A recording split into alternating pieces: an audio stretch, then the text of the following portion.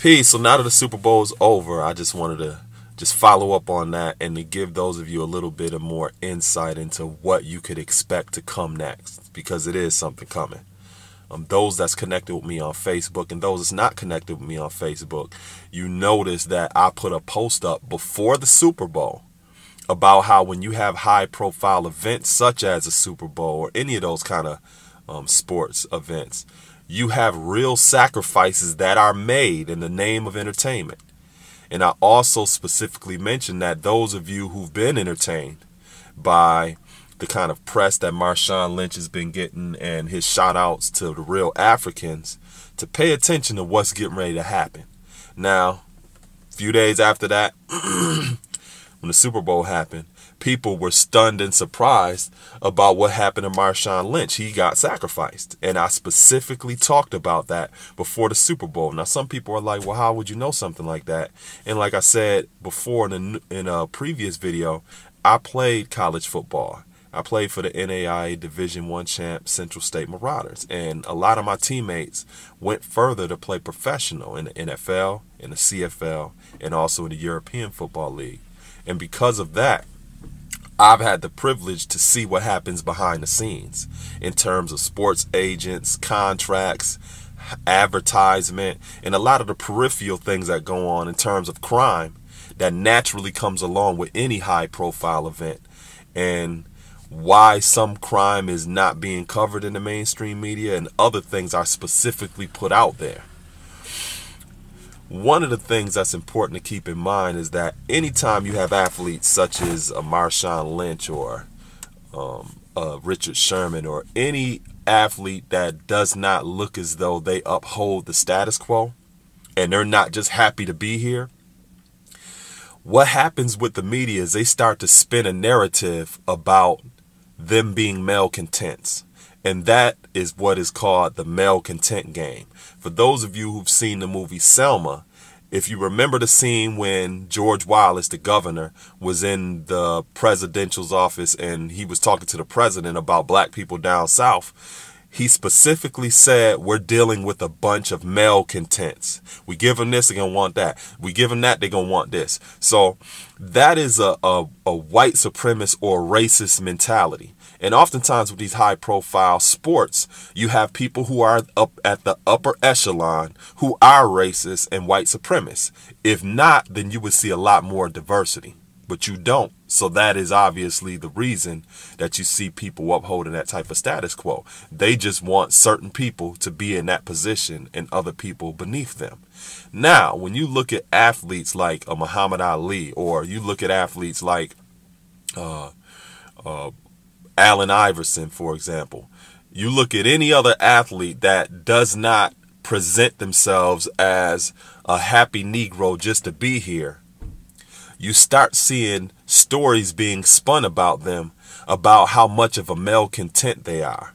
This is something that you're starting to see, right now with the Marshawn Lynch, but you're going to see a lot more of. And once you see that narrative or that story being spun, it lays the foundation to get rid of people.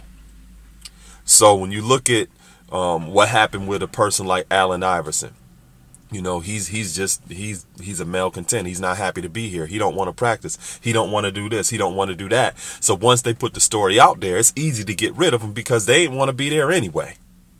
They're doing the exact same thing with Marshawn Lynch.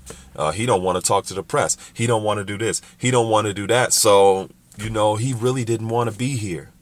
And that is one of the ways that they get rid of black people. They did the same thing with Muhammad Ali. He's dissatisfied to be in America. He don't really want to be here. And let's take his belt from him.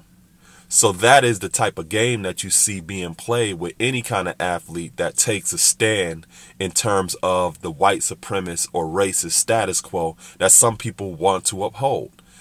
When you look at somebody like a Richard Sherman, he's the same type of malcontent. He's a mouthy malcontent in the eyes of the status quo. Marshawn Lynch is just a malcontent. Richard Sherman is a mouthy malcontent.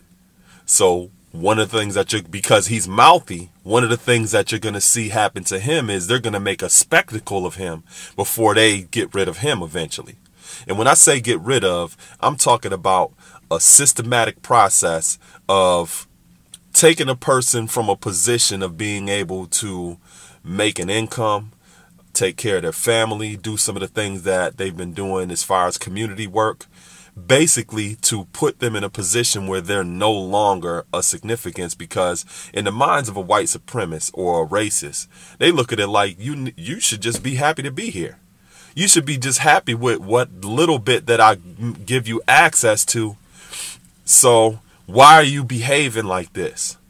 Why are you upset? Why are you mad? And it is a systematic pattern that has always happened in not just America, but any society where you see colonialism at play, where you see a proximity between a minority group of people, aka white people, having control of the resources and the opportunities and the institutions where you see people of color at. Those few people of color who are allowed to be a part of that system and a part of that status quo are expected to be happy of just being there. And when you have people who don't seem as though they're happy in being there, then they have to get rid of you. And the way that they get rid of you is they start playing this malcontent game. One of the things that you're eventually going to see too with a person like Kanye West is they also look at him as a malcontent. He just makes them a little bit of money right now, and that's the reason why they just don't hurry up and get rid of him. But once he's not economical anymore, once he's not able to enrich them, then they're going to find a way to get rid of him as well, because they already see him as a malcontent. So this was inspiring, it was empowering, it was educating for those of you who wanted to get a little bit more insight of what is actually happening and to recognize the pattern.